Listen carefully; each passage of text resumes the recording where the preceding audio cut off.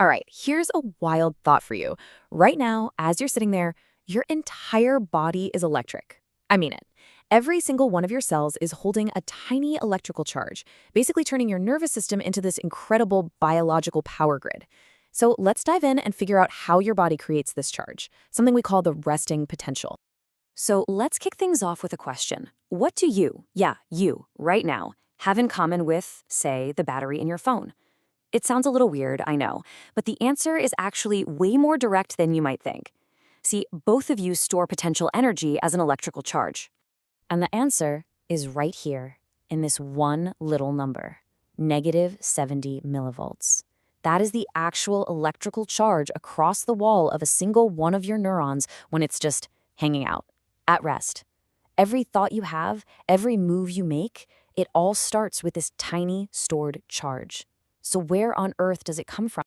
Okay, to wrap our heads around this, we're going to need an analogy.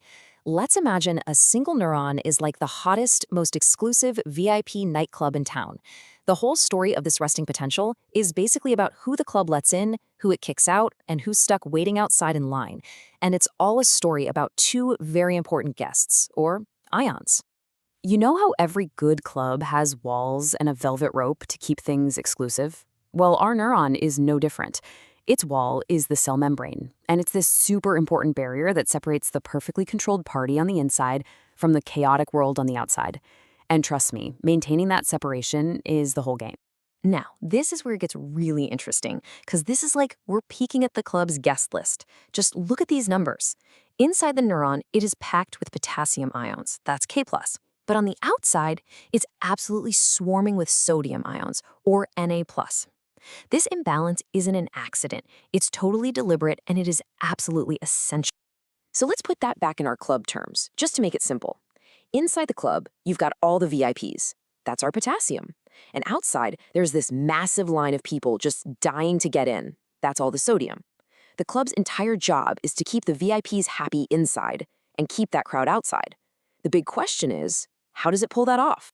Well, every exclusive club needs a really good bouncer, right? For our neuron, that bouncer is a microscopic machine, and it's called the sodium-potassium pump. This thing is the ultimate gatekeeper, and it works 24/7, tirelessly, just to maintain that exclusive vibe inside the club. And here it is. This is our bouncer in action. This little protein is literally embedded in the club's wall, the membrane, and it is constantly moving ions around. But here's the thing. It's not an even trade, and this bouncer has to get paid. The whole operation costs energy in the form of something called ATP. This is a very active job. So this is the bouncer's very specific, very strict rulebook.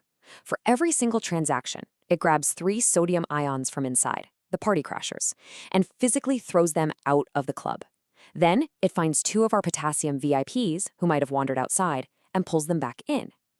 Think about that. It's a 3 out, 2 in trade. It's always creating a net loss of positive charge, and that's what keeps that crazy imbalance going. Okay, the bouncer's at the door, the guest list is set, and now we get to the real drama. Because the resting potential isn't just about the bouncer. No, it's actually all about our VIPs, the potassium ions trying to sneak out of the club, driven by 2 powerful and competing forces. The first force is, well, it's just common sense, really. It's called the concentration gradient. You know that feeling when you're in a super packed room and you just naturally want to move to a spot with a little more elbow room? It's that. It is way too crowded with potassium VIPs inside the neuron, so they all want to move outside where it's less crowded. And guess what? They have a way out. The neuron's walls are full of these tiny, unguarded side doors called potassium leak channels, and these doors are always open. So just like you see here, our potassium VIPs start to leak out, one by one, flowing from the crowded inside to the wide open space outside, all because of that natural push to spread out. But here's the crucial consequence. Every single one of those potassium ions carries a positive charge. So as these positive VIPs leave the club, they're taking their positivity with them. And what gets left behind inside? A bunch of negative ions that are now all alone.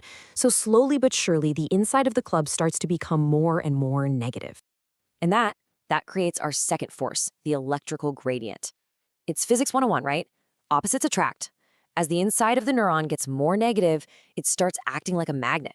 pulling on those positively charged potassium ions that just left. It's like the club itself is yelling, "Hey, wait, come back, we missed your positive energy in here." The end result of this push and pull is this beautiful separation of charge across the membrane. You get this buildup of positive charges on the outside and a net negative charge on the inside. And if you could take a teeny tiny voltmeter and measure that difference, you would get the exact number we started with, -70 millivolts. Isn't that cool? So, this all builds to one final, really elegant concept. This isn't a static, settled thing. It's a tense, constant, delicate balancing act. It's called a dynamic equilibrium. And this quote just nails it. The resting potential is that precise moment of balance. It's the standoff point where the chemical force pushing potassium out of the club is perfectly and exactly canceled out by the electrical force pulling it back in. A perfect stalemate. Okay, let's just recap that real quick. 1. Potassium leaks out because it's too crowded. 2. That makes the inside of the cell negative. 3. That new negative charge starts pulling the positive potassium back in.